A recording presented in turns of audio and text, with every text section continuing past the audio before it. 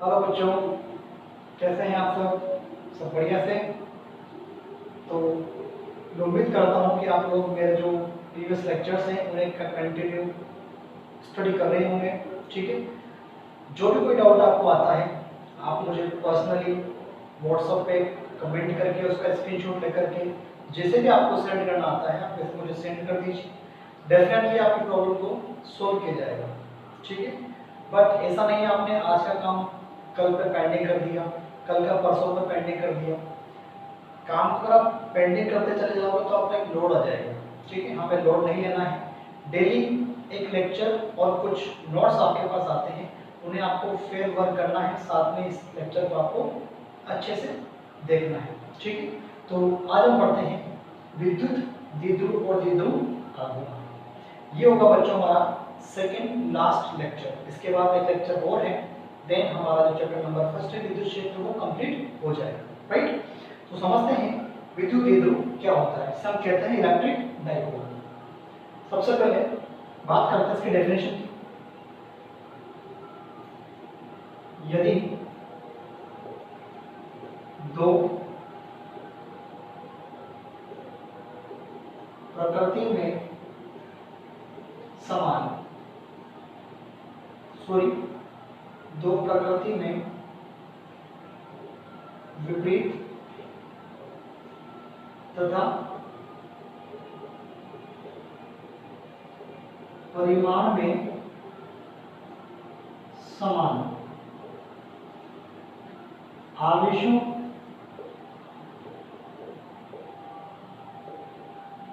को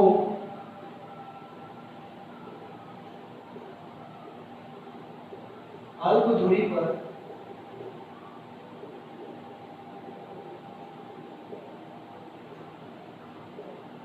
रख दिया जाए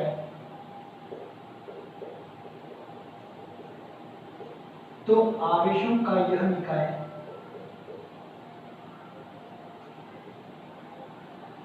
का यह निकाय द्विध्रुव बन जाता है। द्विध्रुव से मतलब क्या है बच्चों? यहाँ पर दो ध्रुव। ठीक है, पोल जब आप समझते हो तो एक पॉजिटिव एक नेगेटिव। मैग्नेट की बात करें तो एक नॉर्थ पोल एक साउथ पोल। ठीक है, वैसे ही यहाँ पर क्या होता है, जैसे मान लो प्रकृति में कैसे विपरीत है और परिमाण में क्या समान। तो एक लिया मैंने प्लस क्यू चार्ज, एक लिया मैंने माइनस क्यू चार्ज। ठीक है, दोनों चार्ज परिमाण में समान है और प्रकृति में क्या है, विपरीत है। इनके मध्य की दूरी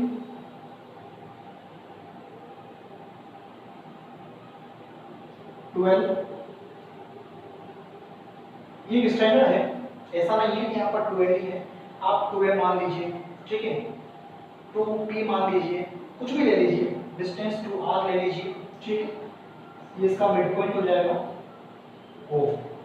तो यहाँ से L डिस्टेंस और यहाँ तक की L डिस्टेंस, तो पूरी कितनी बनी है, 12 डिस्टेंस।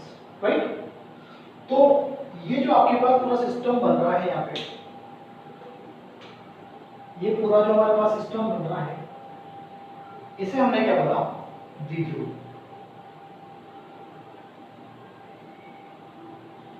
ठीक है, यानी कि द्विध्रुव आवेशों का एक ऐसा निकाय होता है जिसमें परिमाण में समान और प्रकृति में विपरीत आवेशों को बहुत अल्प दूरी पर, बहुत कम दूरी पर। ये कम दूरी का मतलब ये है, यहाँ पर ये नैनोमीटर हो सकती है, ठीक है, माइक्रोन हो सकती है, पिको में हो सकती है, यानी 10 to the power minus of 12, 10 to the power minus of 9, 10 to the power minus of 15, इतनी कम दूरी पर होता है। ठीक है, तो दो आवेशों को अगर हम इतनी कम दूरी पर रख देते हैं तो ये एक सिस्टम बन जाता है। सिस्टम को लोग क्या बोलते हैं, डाइपोल। क्लियर बात? अब बात करते हैं डाइपोल मोमेंट की।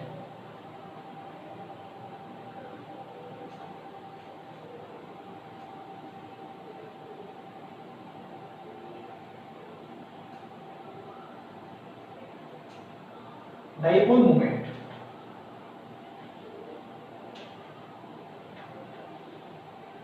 द्विध्रुव में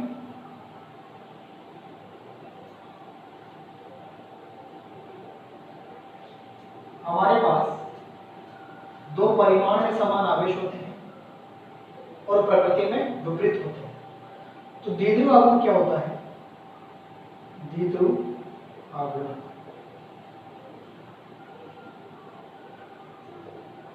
ठीक है, किसी भी एक आवेश का परिमाण और उन दोनों आवेशों के बीच की दूरी का गुणनफल क्या कहलाता है? द्विध्रुव आघूर्ण कहलाता है। किसी भी एक आवेश का परिमाण और उन आवेशों के बीच की अल्प दूरी का गुणनफल कहलाएगा द्विध्रुव आघूर्ण। द्विध्रुव आघूर्ण को हम लोग P से शो करते हैं, चूंकि ये एक वेक्टर क्वांटिटी है तो P vector is equal to of 12 ठीक है। परिमाण में हम लोग लिखेंगे P is equal to Q dot of 12। हालांकि डिस्टेंस हमेशा कैसी होती है? पॉजिटिव ही होती है ठीक है। तो ये था बच्चों हमारा द्विध्रुव आघूर्ण। अब द्विध्रुव आघूर्ण की दिशा की बात करते हैं। चूंकि ये एक वेक्टर क्वांटिटी है, इसका मतलब इसमें मैग्नीट्यूड भी होगा, इसमें डायरेक्शन भी होगी। तो मैग्नीट्यूड तो ये रहा Q × 12, लेकिन डायरेक्शन की बात करूं तो ध्यान रखना द्विध्रुव आघूर्ण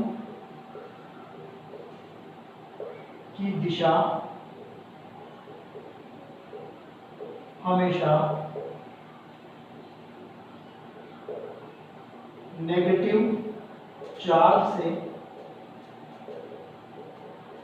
पॉजिटिव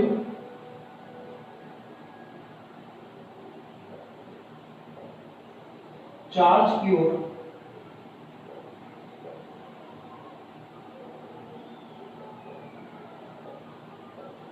होती है।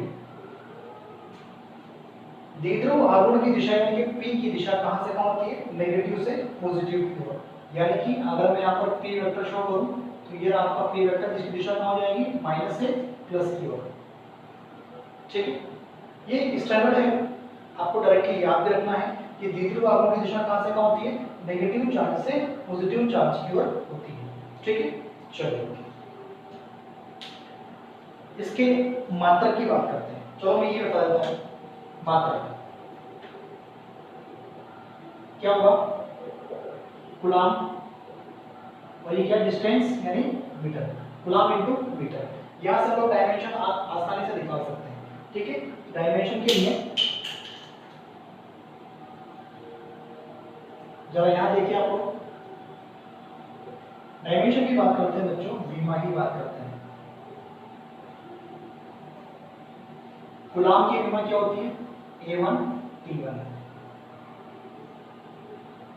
आप लोग ये ना समझिएगा कि डायमेंशन जो है आपके क्लास 11 का टॉपिक है, 12 में बहुत पूछेगा। कई बार आपके एग्जाम में क्वेश्चंस आते हैं जहां पर आपको डायमेंशन भी पूछी जाती है। जैसे इलेक्ट्रिक फील्ड की डायमेंशन क्या होगी ठीक है, इलेक्ट्रिक डाइपोल मोमेंट की डायमेंशन क्या होगी। तो डायमेंशन का मतलब क्या होता है बच्चों? बीमा। तो इसकी बीमा A1 T1। इसकी बात करते हैं तो ये बनेगा आपका L1, डिस्टेंस है इसकी ठीक है। ये कूलाम की बीमा A1 T1 यानी आवेश की बीमा कहां से है? A1 T1 आपने पढ़ा है। Q इक्वल टू क्या होता है? IT होता है। I की डायमेंशन यानी उसका यूनिट क्या होता है? एम्पियर, और टाइम की यूनिट क्या होता है? सेकंड। तो इसको अपन एक चूंकि एक हमारे पास SI पद्धति में एक मूलभौत राशि होती है जिसकी मात्रक होता है एम्पियर और ये आपका टाइम है ठीक है। तो यहां से बनेगा हमारे पास A1 M0 L1 T1 और ये आपका ठीक है। तो ये भी हमारा एक थोड़ा सा एक इंपॉर्टेंट पॉइंट्स बन जाता है कि डायमेंशन क्या होती है। नोट करिए।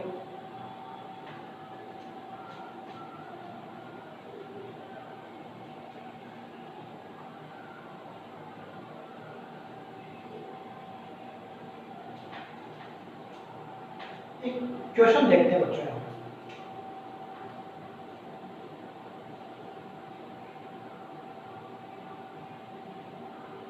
निकाय में निकाय का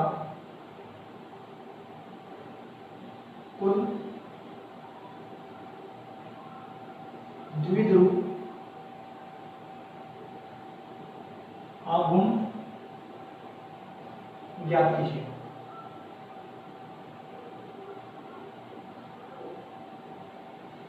निकाय का कुल द्विध्रुव आघूर्ण ज्ञात कीजिए। डायग्राम आपको दिया गया है, ये है आपके पास ओरिजिन पॉइंट, और ओरिजिन पॉइंट पर आपके पास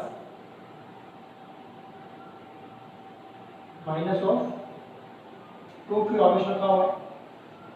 इस बिंदु पर प्लस q और इसके जो कोऑर्डिनेट्स हैं वो है a,0।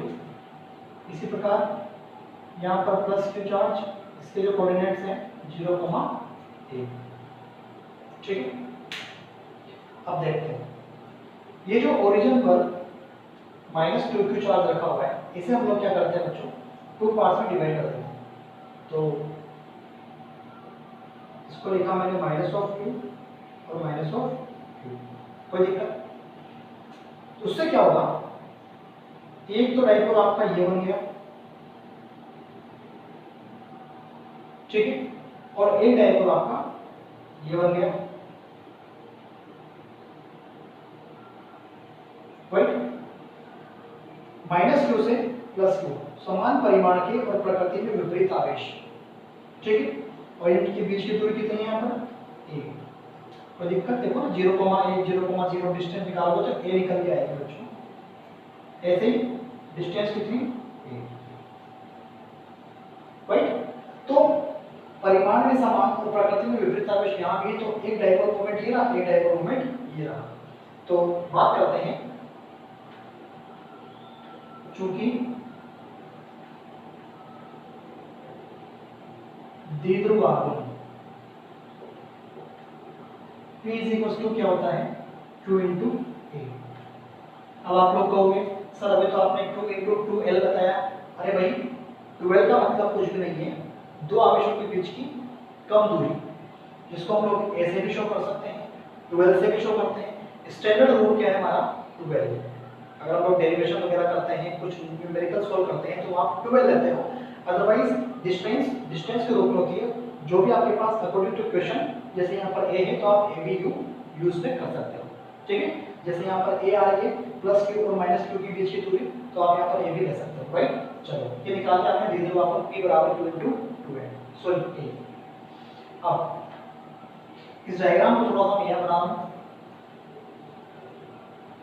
ये हमारे पास P, ये हमारे पास P।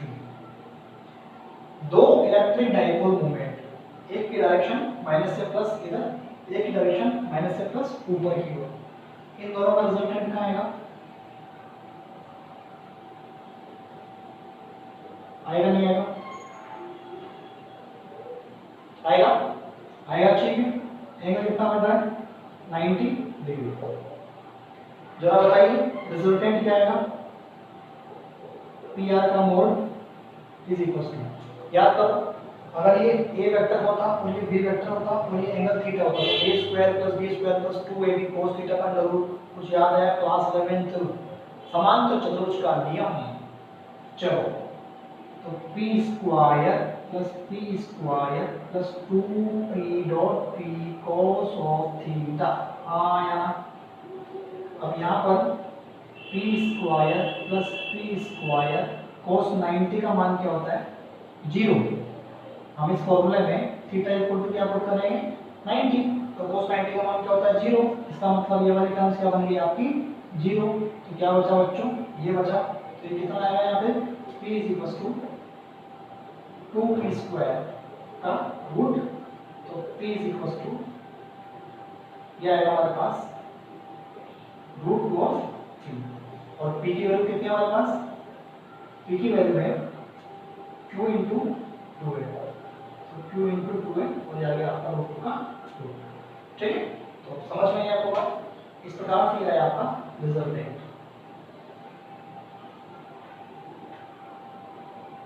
राइट। तो इसको मैं अच्छे से लिखूं, p = √2 q है। तो ये है हमारे पास इस इसने कहेगा कुल द्विध्रुव आवेश। तो कुल मिलाकर के अगर आपके पास कभी ऐसे प्रश्न आते हैं तो आप सबसे पहले एक काम करिएगा, जब भी कभी दो चार्जेस आपको कंबाइन दे दिए गए हैं आप उनको अलग अलग कर दीजिए, एक डाइपोल मोमेंट बनाइए, एक डाइपोल बनाइए, एक डाइपोल लिया, एक डाइपोल लिया, दोनों का रिजल्टेंट बीच में, राइट। फिर तो हमारा ये वेक्टर रूल्स जो आप हम लोग पढ़ के आ चुके हैं, ठीक है। अभी मैं आपको वो चीज भी बता दूंगा वेक्टर में किस तरह क्या क्या होता है, राइट। चलिए नोट करें इसको।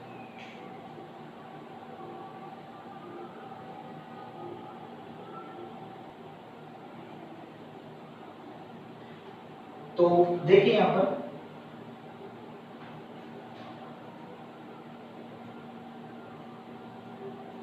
रामबाण, रामबाण क्या है इधर देखो। कई सारे स्टूडेंट्स को कूलाम के नियम लगाने में प्रॉब्लम्स आ रही है, किसी को विद्युत क्षेत्र की तीव्रता निकालने में प्रॉब्लम्स आ रही है, ठीक है। तो सभी प्रॉब्लम्स की निजात यहाँ पाते हैं। सबसे पहली बात, दो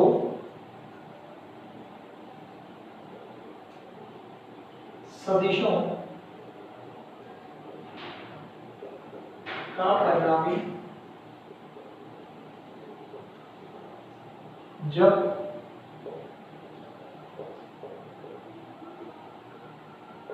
उनके मध्य कोण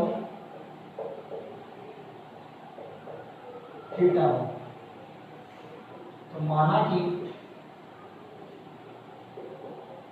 दो सदिश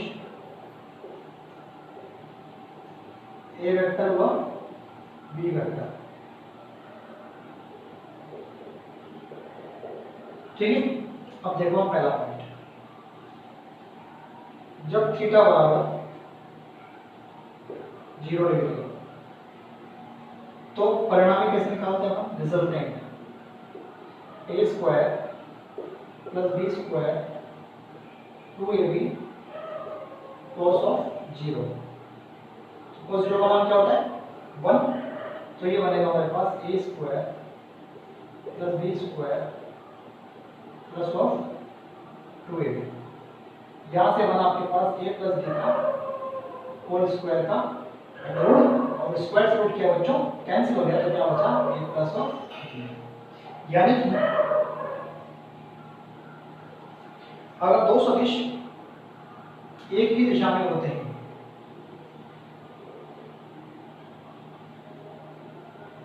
जैसे ये सदिश और ये सदिश, तो थीटा बराबर कितना बना 0 डिग्री। यदि दोनों सदिश इस प्रकार से परपेंडिकुलर होते हैं, यानी कि एक दूसरे के लंबवत, तो फॉर्मूला क्या बनता है रिजल्टेंट का, ये रहा resultant R is equal to a square plus b square 2ab cos of 1। cos नापने की वैल्यू क्या होती है 0, तो R is equal to only a square plus of b square. तो आप लोगों को डायरेक्टली रिजल्ट याद रखना है, theta is equal to 90 by a square plus b square, theta is equal to 0 by a plus b। समझ में बात सब? सिमिलर वे में ये आपके पास b वेक्टर और इधर हमारे पास ये a वेक्टर, दोनों में कितना क्या बन रहा है x और c, एक यूं है एक यूं जा रहा है, तो r बराबर a square plus b square plus 2ab cos 180 degree. कोई दिक्कत? cos 180 का मान क्या होता है minus of 1। r is equal to a square plus b square plus 2ab और ये माइनस ऑफ 1, ठीक है। मैं थोड़ा यहाँ लिख रहा हूँ,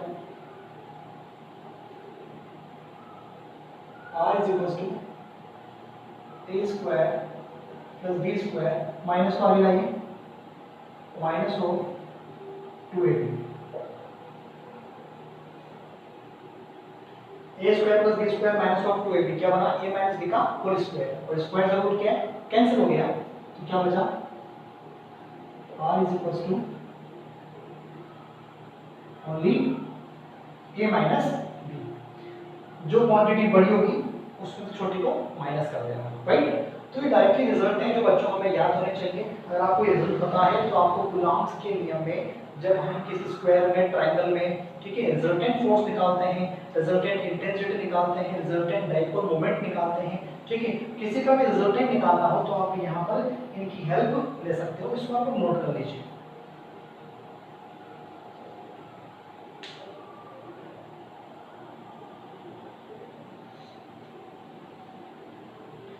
चलिए स्टूडेंट्स, तो अब आपको ये रामबाण समझने के बाद किसी भी वेक्टर क्वांटिटी का रिजल्टेंट आपसे पूछता है, परिणामी आपसे पूछता है, चाहे वो बलों का परिणामी हो, चाहे वो संवेग का परिणामी हो, चाहे वो द्विध्रुव का परिणामी हो, चाहे वो आपके पास विद्युत क्षेत्र का परिणामी हो, किसी भी भौतिक राशि का परिणामी आपसे पूछा जाए, आप इन फॉर्मूलोज का यूज करके उसका परिणामी आप आसानी से ज्ञात कर सकते हैं, राइट। आगे बढ़ते हैं।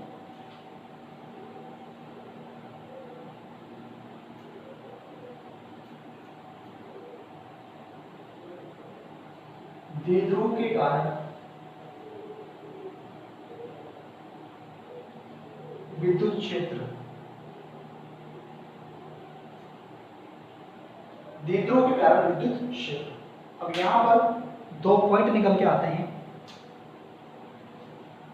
फर्स्ट पॉइंट,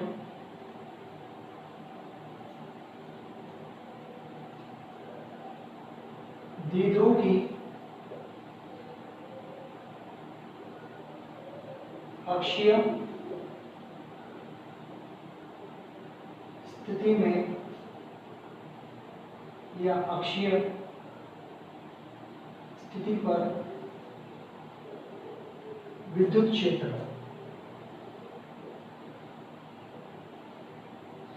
अभी द्विध्रुव की अक्षीय स्थिति क्या होती है? इधर देखो, मान लीजिए ये कोई प्लस क्यू चार्ज है और यहां पर ये कोई माइनस क्यू चार्ज है, ठीक। इस डाइपोल का ये बनेगा x यानी कि अक्ष, ठीक है। तो ये है बेटा इसका अक्ष, और इस लंबाई के, द्विध्रुव की लंबाई के लंबवत ये बनेगा इसका निरक्ष। तो अक्ष तो क्या होगा? दोनों आवेशों को मिलाने वाली रेखा, अक्षीय रेखा, और दोनों आवेशों को मिलाने वाली रेखा की लंबवत रेखा निरक्षीय रेखा। सबसे पहले आपको द्विध्रुव की अक्षीय रेखा पर क्या निकालना है? अक्षीय रेखा पर विद्युत क्षेत्र निकालना है, ठीक है। फिर हम क्या निकालेंगे? निरक्षीय रेखा पर निकालेंगे। तो देखते हैं 1/1।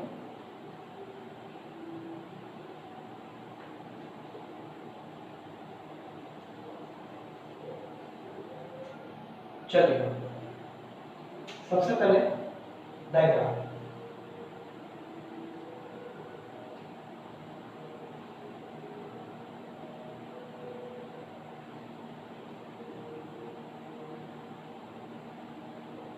दो समान प्रकृति के, सॉरी असमान प्रकृति के और परिमाण में समान दो आवेश मैंने ले लिए हैं, ठीक है।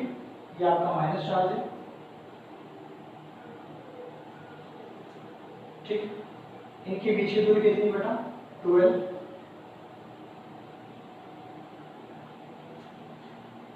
ये इसके दोनों का मध्य बिंदु O, यहां मैंने A नाम दिया और यहां मैंने इसको B नाम दिया। द्विध्रुव के मध्य बिंदु से R दूरी पर, तो यहां से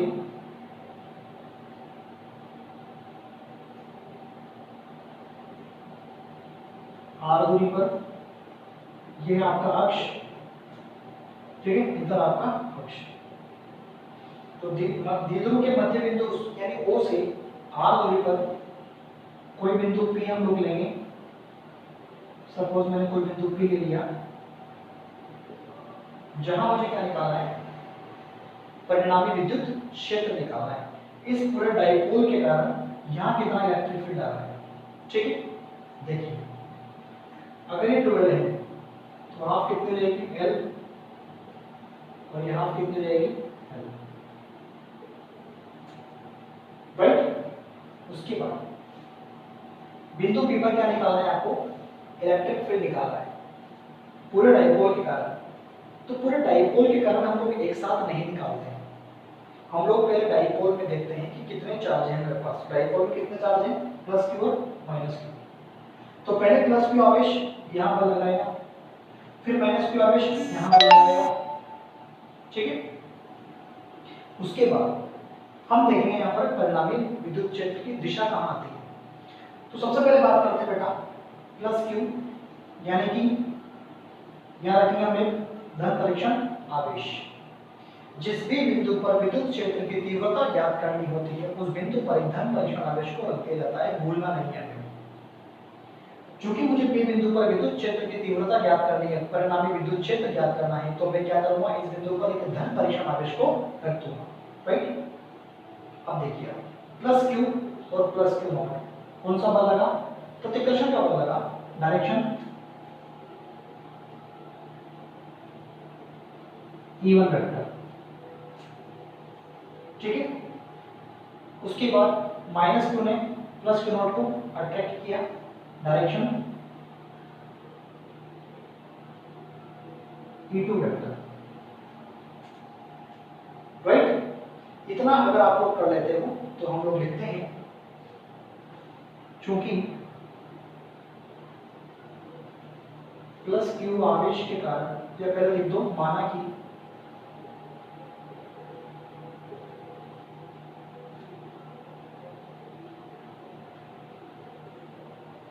द्विध्रुव के मध्य बिंदु O से R दूरी पर स्थित P बिंदु पर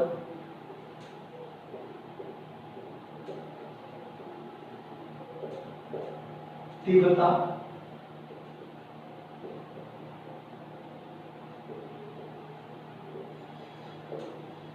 ज्ञात करनी है, राइट।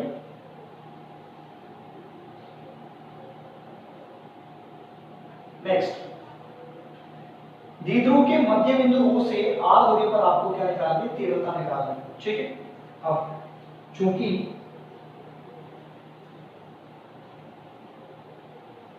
Q आवेश के कारण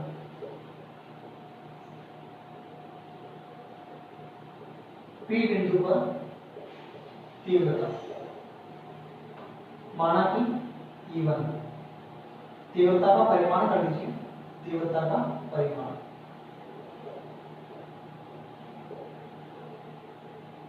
E1 is equal to K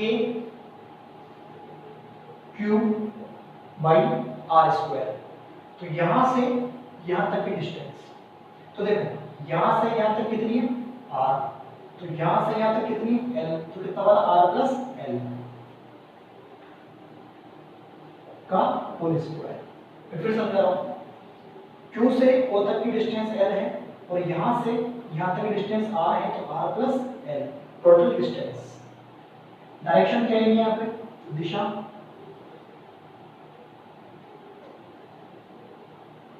Disha A से P की ओर, तो दिशा A से P, राइट। इसी प्रकार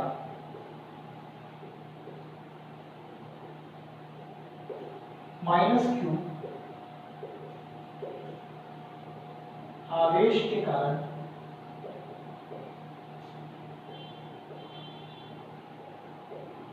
P बिंदु पर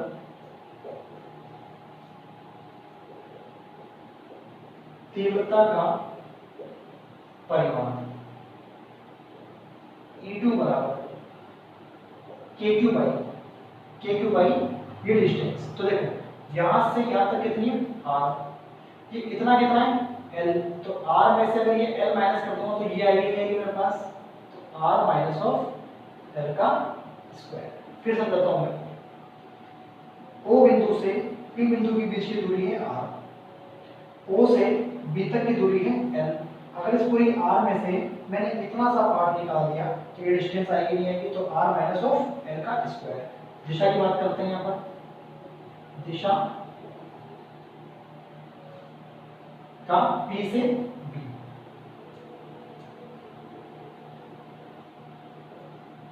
पी से बी बोलो या पी से ए बोलो, पी से ए कर लो, सीक्वेंस मिल जाएगा, वहां ऐसा कर या पी से ए की, राइट, इतना नोट करो।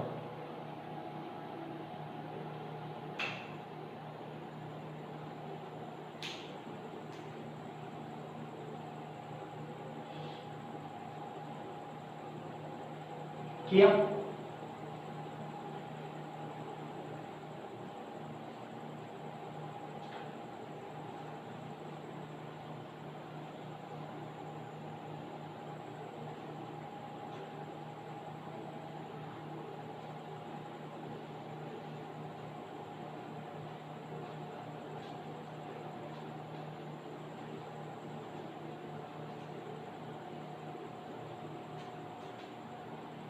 चलिए,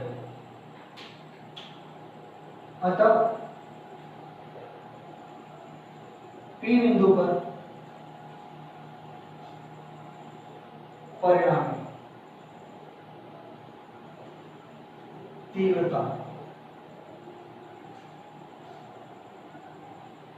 EP vector is equal to E1 vector plus E2 vector.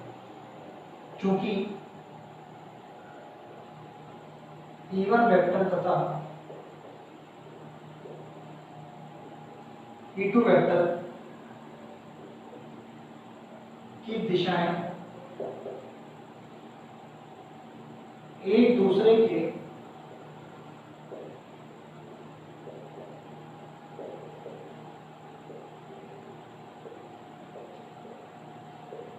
विपरीत हैं, इसलिए P बिंदु पर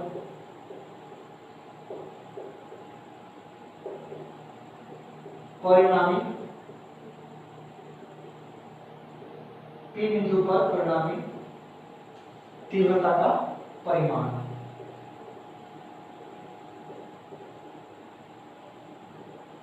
EP इज इक्वल टू, अब E1 में से E2 को माइनस करेंगे, E2 में से E1 को माइनस करेंगे, तो आप लोग आपके फॉर्मूले में देखिए E1 में आ रहा है बच्चों क्या, अपॉन में R प्लस L, ठीक है, और E2 में क्या आ रहा है बच्चों, देखो बताता हूँ मैं आपको।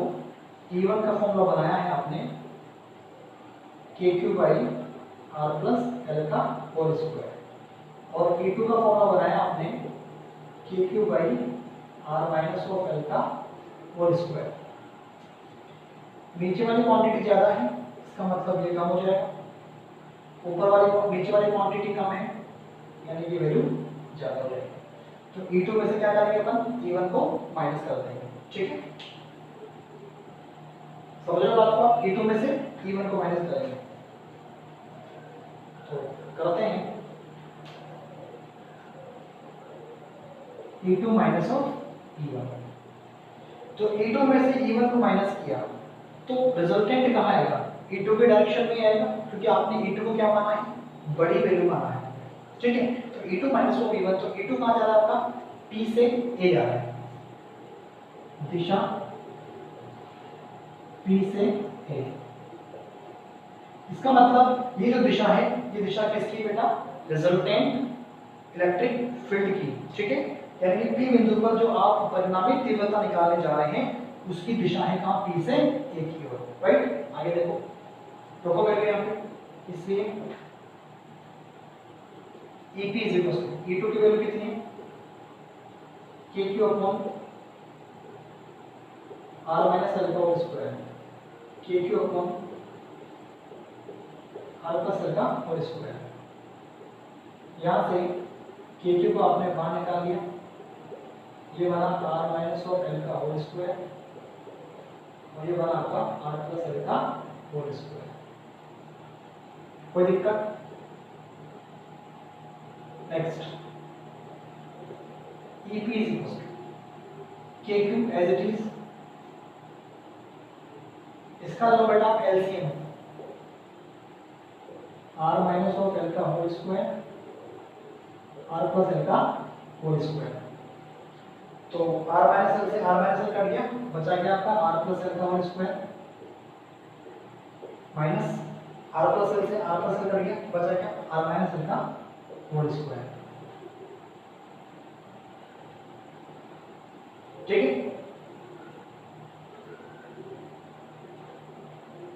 उसके बाद EP बराबर के स्क्वायर हो जाएगा R square plus L square plus 2r minus, अब देखो इस माइनस को अंदर की ओर गुणा भी कर देना आप लोग, तो आर स्क्वायर माइनस का L square minus minus plus 2r। हमने r माइनस एल का होल स्क्वायर भी खोल दिया, साथ में माइनस को अंदर की तरफ गुणा भी कर दिया, और ये बना आपका R square minus of L square का भी होल स्क्वायर। यहाँ तक नोट करें, ये कुछ भी नहीं है, मेरा जो फिजिक्स का कॉन्सेप्ट था वो बेटा यहाँ पर आकर के फिनिश हो चुका है। अब ये आपका के मैथमेटिक्स की कैलकुलेशन है, जिससे आपकी मर्जी पड़े आप वैसे सोल्व कर सकते हो।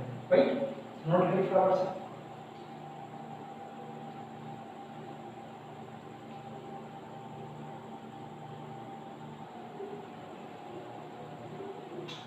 चलिए बच्चों, तो ये बना हमारे पास EP is equal to of K Q, और यहाँ बना था R square plus L square plus of 2RL minus का आर स्क्वायर माइनस का एल स्क्वायर, और ये बना आपका 2RL और divide by R square minus L square का होल स्क्वायर।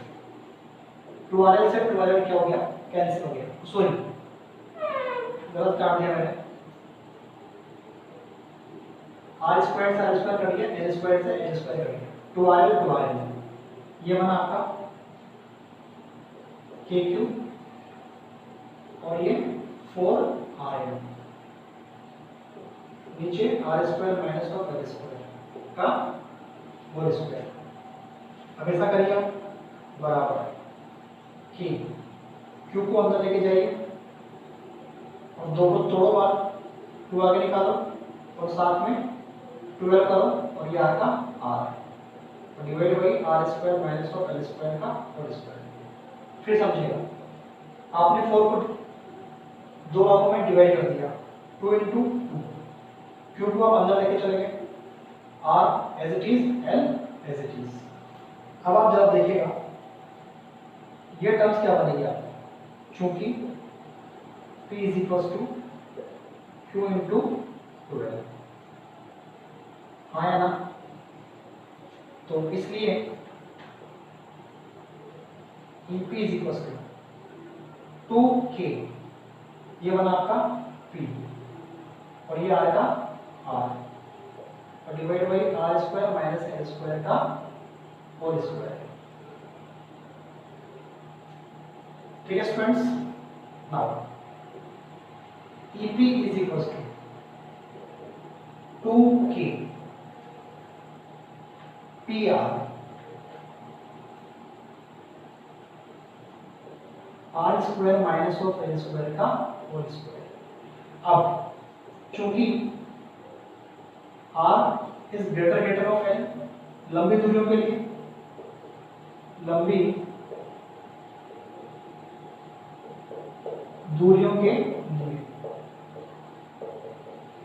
तो लंबी दूरियों के लिए R का मान क्या होगा, ग्रेटर ऑफ L होगा, क्योंकि L तो क्या है, दो आवेशों के बीच की बहुत कम दूरी है, तो R क्या हो जाएगा, ग्रेटर हो जाएगा L से।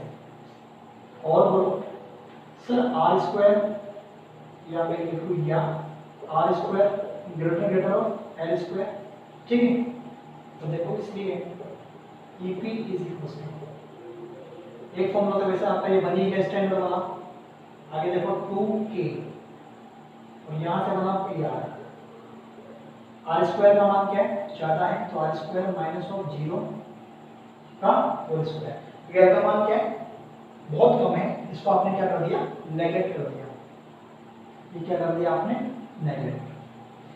क्या बना बच्चों, EP is equal to 2K P R, और ये R की पावर 4 कट गया। ठीक है, कटने के बाद क्या बचा, EP is equal to 2KP divide by R cube. एक R में से एक R की पावर 4 कट गया, तो क्या बचा बच्चों, नीचे एक R की पावर 3 बचा, 2KP बाई R क्यू। ये आता है आपका फॉर्मूला, इंपॉर्टेंट। ये था आपका मैग्नीट्यूड में, इसको अपन लिखते हैं सदिश रूप में, सदिश रूप में। तो सदिश रूप में क्या हो जाएगा, EP is equal to 2K P vector divide by R cube. ये हो गया आपका वेक्टर फॉर्म में। अब यहां पर आप लोग थोड़ा सा गौर करो, डायग्राम्स के पास है, डायग्राम आप देखिए, इलेक्ट्रिक डाइपोल मूवमेंट यानी कि द्विध्रुव आघूर्ण की दिशा कहां से कहां है, माइनस से प्लस की ओर, माइनस इधर है, प्लस आपका इधर है, माइनस से प्लस की ओर। परिणामी तीव्रता की दिशा कहां से कहां आ रही है, P से A की ओर, यानी कि माइनस से प्लस की ओर। तो दोनों केस में आपको सिमिलरिटीज क्या दिख रही है कि द्विध्रुव आघूर्ण की दिशा और विद्युत क्षेत्र की दिशा दोनों क्या है बच्चों, एक ही दिशा में आ रही है। तो ध्यान देना, अक्षीय रेखा पर स्थित किसी बिंदु पर विद्युत क्षेत्र की दिशा वही होगी जो कि उस द्विध्रुव आघूर्ण की दिशा होगी। तो आप देखना यहाँ पे अक्षीय, चलो पहले आप ऐसा करो, उसको नोट करो, मैं अच्छे से लिख रहा हूँ, इसको नोट करिए।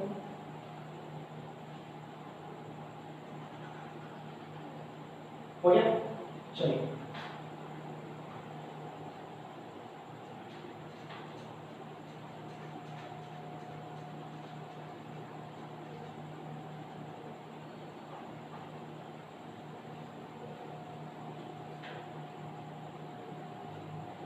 चूंकि अक्षीय स्थिति में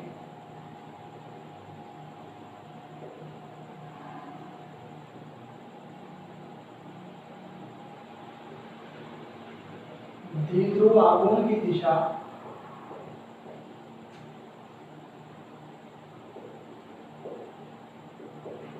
व विद्युत क्षेत्र की दिशा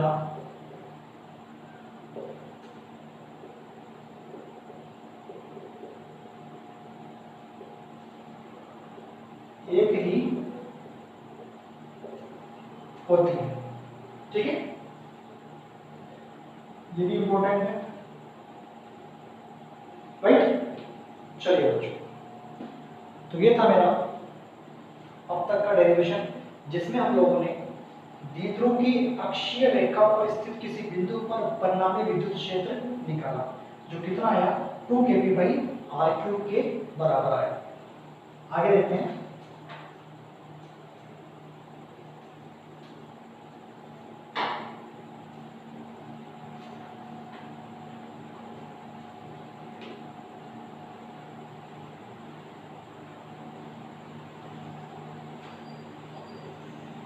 एक और डेरिवेशन मेरे पास आता है यहाँ पे, नंबर सेकंड वाला डेरिवेशन, द्विध्रुव की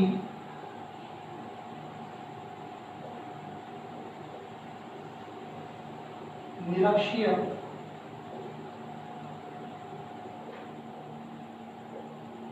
द्विध्रुव की निरक्षीय स्थिति पर विद्युत क्षेत्र, विद्युत क्षेत्र। अभी आपने एक्सियल लाइन पर निकाला, अब निकालेंगे अपन इक्विटोरियल लाइन पर, यानी कि निरक्षीय स्थिति पर। इसको आप लोग विषुवत भी कह सकते हो, राइट। अब देखो यहाँ पे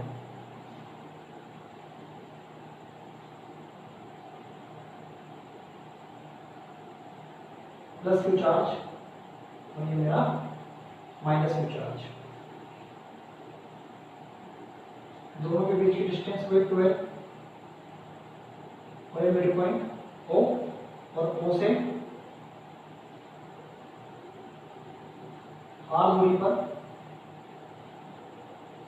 कोई बिंदु P, जहां क्या निकालनी है मुझे, विद्युत क्षेत्र की तीव्रता निकालनी है। तो ये आपका तीव्र का निरक्ष, और निरक्ष पर मध्य बिंदु से R दूरी पर कोई बिंदु P, जहां क्या निकालना है आपको, तीव्रता निकालनी है। अब तीव्रता का निकालनी, तो मैंने क्या कहा था आपसे, जिस बिंदु पर आपको तीव्रता निकालनी होती है उस बिंदु पर हम लोग क्या रखते हैं बच्चों, एक धन परीक्षण आवेश रखते हैं। इस बात को आपको बिठान मान लीजिए। जिस भी बिंदु पर विद्युत क्षेत्र की तीव्रता निकालनी होती है उस बिंदु पर एक धन परीक्षण आवेश को रख दिया जाता है। ठीक है, बार बार बता रहा हूं मैं आपको, फिर भी आप लोग याद नहीं रख पाते। चलिए रखो सर, ये थोड़ा ऊपर का मैं रख कर दे रहा हूँ, हेडिंग तो आप लोगों को नोट कर लिया होगा ना, मैं इसको नोट कर दे रहा हूँ ताकि डायग्राम जरा अच्छे से बन जाएगा। चलो रखो सर, मैंने कहा भाई ये रख दिया। ठीक है, प्लस प्लस में कौन सा, प्रतिकर्षण बल।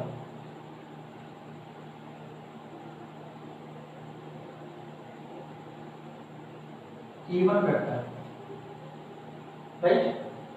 माइनस प्लस में खपाच, डायरेक्शन नीचे, माइनस वाला प्लस वाले को अट्रैक्ट करेगा।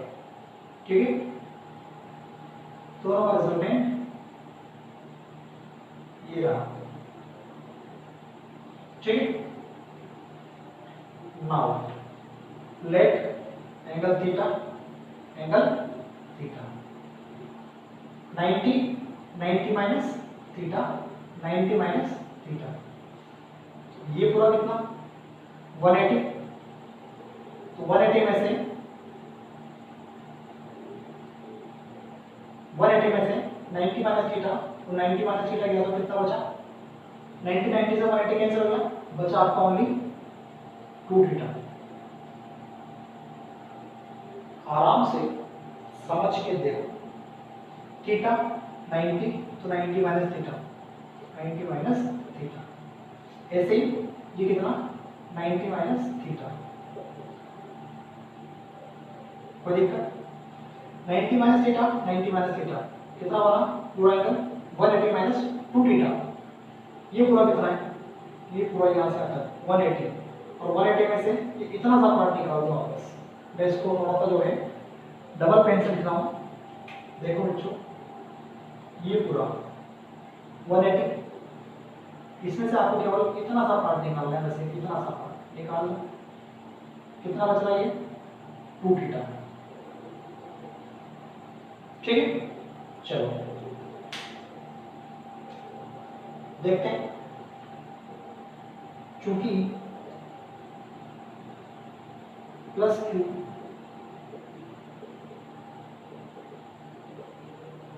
आवेश के कारण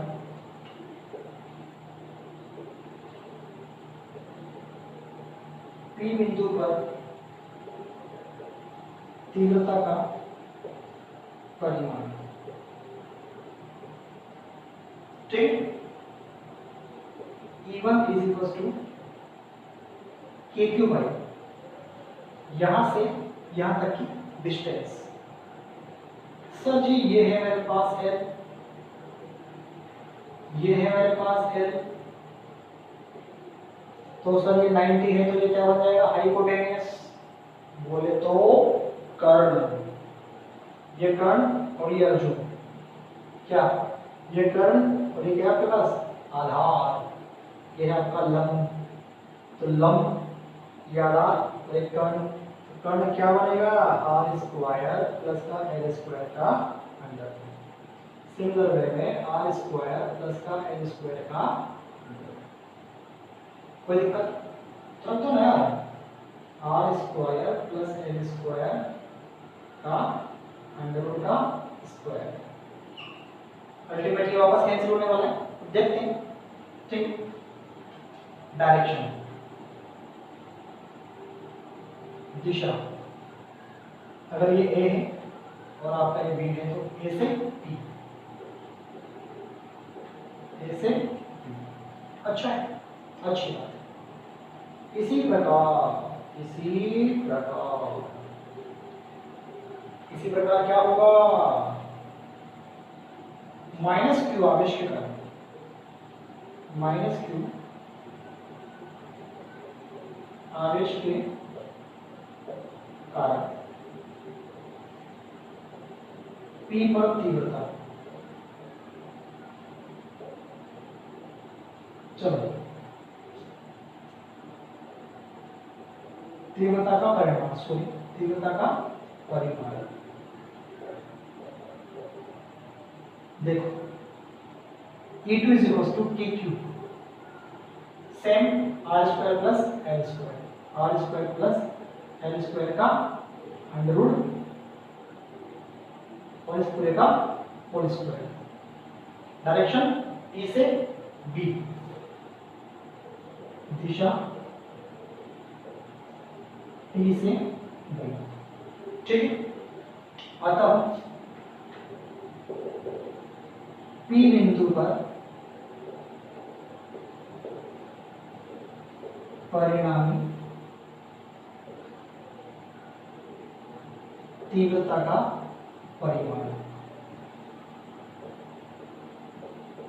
परिणामी तीव्रता का परिमाण, तो EP vector is equal to E1 vector plus of E2 vector. P बिंदु पर परिणामी तीव्रता का परिमाण नहीं, P बिंदु पर परिणामी तीव्रता, ये बताइए सर, ठीक है।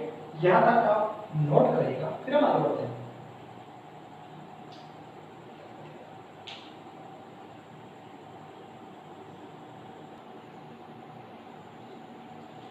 चलिए नेक्स्ट,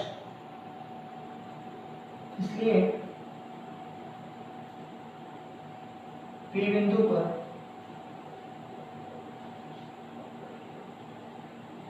परिणामी तीव्रता का परिमाण, और परिणामी तीव्रता का परिमाण कितना होगा बच्चों, EP vector is equals to E1 square E2 square 2E1 E2 cos theta नहीं, इस बार 2 थीटा, क्योंकि E1 और E2 के बीच का कोण कितना है 2 थीटा, तो लगाया आपने अंडर रूट, कोई समस्या, ठीक। जहां हम लोग लिख भी देंगे, जहां दाल दाल पर सोने की चिड़िया करती है शेष वगैरह, चलो जहां 2 थीटा बराबर E1 और E2 के बीच का कोण, E1 व E2 के बीच का कोण,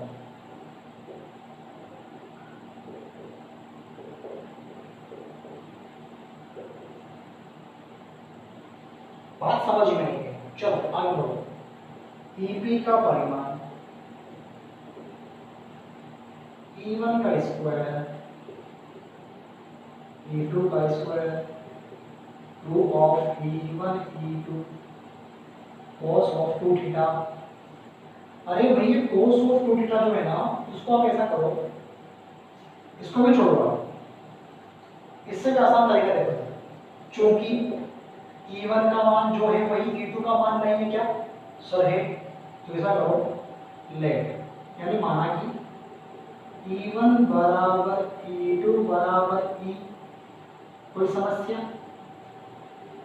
कोई गंभीर समस्या, नो समस्या, चलो EP is equal to E1 की जगह E का स्क्वायर, वापस से E का स्क्वायर 2 ऑफ E और ये बना cos ऑफ 2 थीटा, कोनो दिक्कत, बराबर E स्क्वायर 2E स्क्वायर, वापस से 2E square cos of 2 theta, again कोई समस्या, नो समस्या। अरे सर तो कोई समस्या आ ही नहीं रही, तो फिर हम पढ़ क्यों रहे, चलो ये था आपका मोड में EP वेक्टर। आइए बात करते हैं, ये तो क्या यहीं पे आ जाएगा, देखो जरा, ईपी वेक्टर का मोड 2 बाहर ले लो, 2 1 प्लस कॉस ऑफ 2 थीटा। बात समझ में आई है? जमो आगे देखो, EP vector, oh my god, cos 2 theta क्या होता है? देखो चूंकि cos 2 theta is equal to ये 2 cos square theta minus of 1। अच्छा, ये होता है। रख दो 2e square 1 plus cos theta की जगह 2 cos of square of theta minus of 1 का अंडर रूट। सर 1 से 1 क्या हो गया मेरा? कट गया। 2 इंटू 2 क्या बना? 4 बना। 4e square of cos theta. हाँ या ना? देखो ना यार, 2 इंटू 2 4 बन गया ना। e स्क्वायर का स्क्वायर है वो cos स्क्वायर थीटा है, cos स्क्वायर थीटा है, कहीं प्रॉब्लम नहीं यहाँ पे, कहीं भी नहीं सर। 4 का रूट 2 बना, e स्क्वायर का e बना, और cos स्क्वायर थीटा का cos थीटा बना। बात समझ में आई है? अब यहाँ तक का पहले आप नोट करो, फिर हम cos थीटा की वैल्यू पुट करेंगे, e की वैल्यू पुट करेंगे, और एक सुंदर सा प्यारा सा फॉर्मूला आपके सामने पेश होगा। तो प्लीज नोट करिए।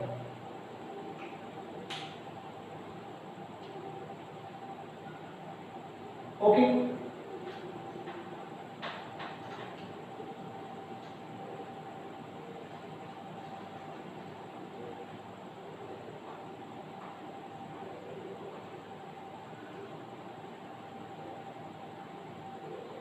चलिए बच्चों, इंतजार की घड़ियां समाप्त होती है और ईपी वेक्टर का mod is equal to 2e cos theta के बराबर आता है, चूंकि cos थीटा कहां से? चित्र से। देखो आप चित्र में देखो सब, मैं दिखाता हूं आपको। ये देखो, ये देखो, ये देखो, ये देखो, अरे ये देखो, ये देखो, ये देखो, लगाइए cos थीटा, और साथ में ये भी देखो, इसको मैं देखना कैसा लगाएगा। ये वाला cos थीटा का मान क्या होता है? दादाजी बटे काकाजी, यानी कि आधा बटे कर्ण। आधा कितना है बच्चों? l। अरे हाँ यार, कर्ण कितना है? r square plus l square का रूट। ठीक है ना यार? तथा e बराबर कितना निकाला हमने? k³ by r square plus l square का अंडर रूट, और ये आपका स्क्वायर। ठीक है, इसको हम लोग थोड़ा सा रफ करते हैं, खेल खत्म, पैसा आसान। इसलिए EP vector is equal to 2 का 2 e की जगह k³ divide by r square plus of l square. अब ऐसा करो, ज्यादा बोझ मत लो आप लोग, बोझ क्यों लेके चल रहे हो यार? रूट स्क्वायर कैंसिल कर दो ना, कर दो ऐसा, क्या परेशान हो रहे हो? चलो अच्छा, cos थीटा का मान l, और ये r स्क्वायर प्लस का l स्क्वायर का अंडर रूट। मैंने कहा वाह यार, गजब है, बहुत बढ़िया, बहुत बढ़िया सर। ईपी वेक्टर k को यहाँ लिखो, 2 को अंदर ले जाओ। कोई प्रॉब्लम है क्या? बटे पावर कितनी लगेगी? 1 पावर। यहाँ पावर कितनी लगी है? 1/2 पावर। अरे भाई r square plus l square की power 1, r square plus l square की पावर 1/2, तो 1/2 में 1 जुड़ेगा तो कितना होगा? 3/2। तो लिख लो ना फिर, r square plus of l square की पावर 3/2। वेरी गुड सर, बहुत बढ़िया, बहुत सुंदर। चलो,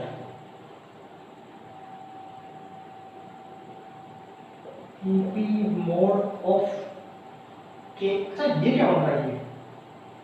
अरे सर ये तो वापस से डाइपोल मोमेंट बन गया। मैंने कहा तो लिख लूं KP is equal to, sorry, divide by R square plus L square, R square plus L square की पावर 3/2 आया।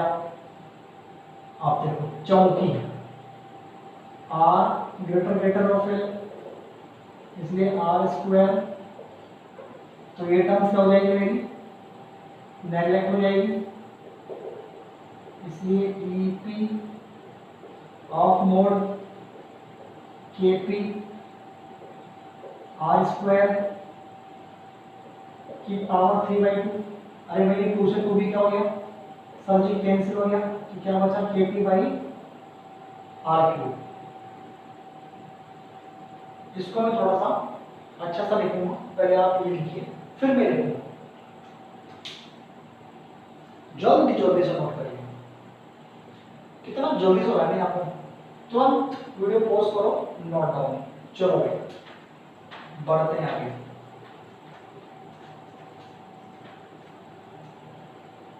चलो उसके बाद E P vector is equal to K P by R cube, ये आ गया आपका फॉर्मूला। सदिश रूप में, सदिश रूप में, सदिश रूप में E P vector is equal to K P vector divide by of R Q vector. अपन यहाँ माइनस लगा देंगे।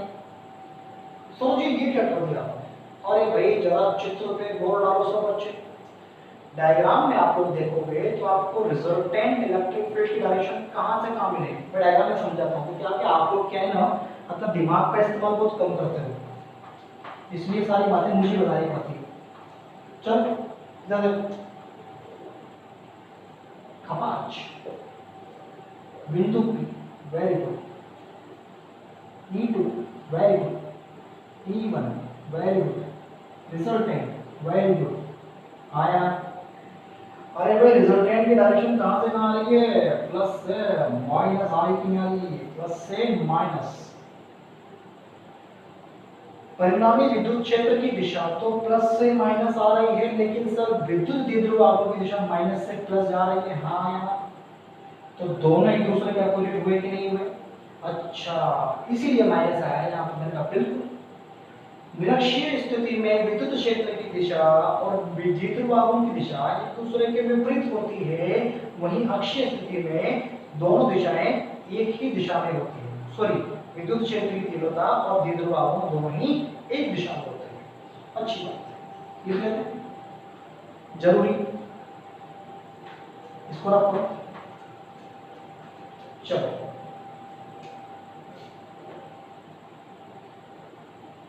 एक इस तरह का डालते हैं, निरक्षीय स्थिति में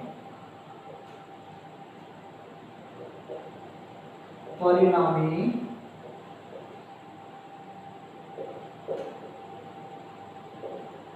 तीव्रता की दिशा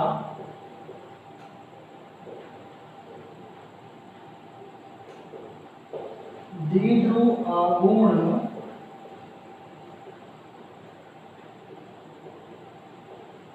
की दिशा के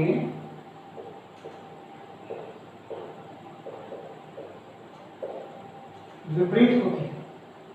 अच्छा, ये है सब बात। तो बेटा दो फॉर्मूले हैं आपके पास जो मैं डराइव करके लाया हूं, दोनों ही मोस्ट मोस्ट मोस्ट इंपॉर्टेंट है आपके बोर्ड लेवल पर। हर एक डेरिवेशन तो कंफर्म में आपके आना ही आना है, इसलिए आपको एक्सियल लाइन पर और इक्वेटोरियल लाइन पर दोनों के दोनों डेरिवेशंस को अच्छे से प्रिपेयर करना है, राइट। और डाउट आए तो मेरे पास आना है। चलो छोटी सी बात बची, इसको मैं थोड़ा कर देता हूं। ओके, चलिए एक नोट लिखते हैं अपन। बहुत दिन हो गए, शायद पूरे 2 लेक्चर्स में अब तक हमने एक बार भी नोट नहीं लिखा हुआ। आज हम नोट लिख ही लेते हैं, अदरवाइज नोट पूरा बन जाएगा। चलो, E ऑफ अक्षीय is equal to 2kp by r cube. अरे सर ये क्या है, निरक्षीय, तो ई ऑफ अक्षीय बराबर 2 इंटू ई ऑफ निरक्षीय। बात समझ में आएंगे? अच्छा, यानी कि निरक्षीय स्थिति पर विद्युत क्षेत्र का दोगुना अक्षीय स्थिति पर होगा। देखो ना आप, ये क्या है, ये क्या है अब? अरे भाई, बिंदु P पर परिणामी विद्युत क्षेत्र जो आपने कहा निकाला था, इक्विटोरियल लाइंस पर निकाला था, निरक्षीय पर निकाला था। तो Kp बाय R क्यूब की जगह क्या कर दिया आपने? E ऑफ निरक्षीय। Important for competition.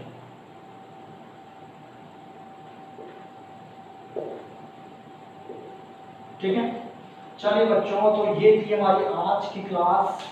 Next class में हम आज जो हमने करा है कुछ न्यूमेरिकल्स करेंगे इलेक्ट्रिक डाइपोल मूवमेंट पर, और लास्ट टॉपिक हमारा बचा हुआ है इस चैप्टर का, उसको हम फिनिश करेंगे, तब जाके हमारा चैप्टर पूरा दिया है। ठीक है, तो आप लोग डेली और डेली इन लेक्चर्स को पढ़ते रहिए और मुझसे कमेंट बॉक्स में कमेंट करके लिखते रहिए कि हाँ सर समझ में आ रहा है। अलविदा दोस्तों।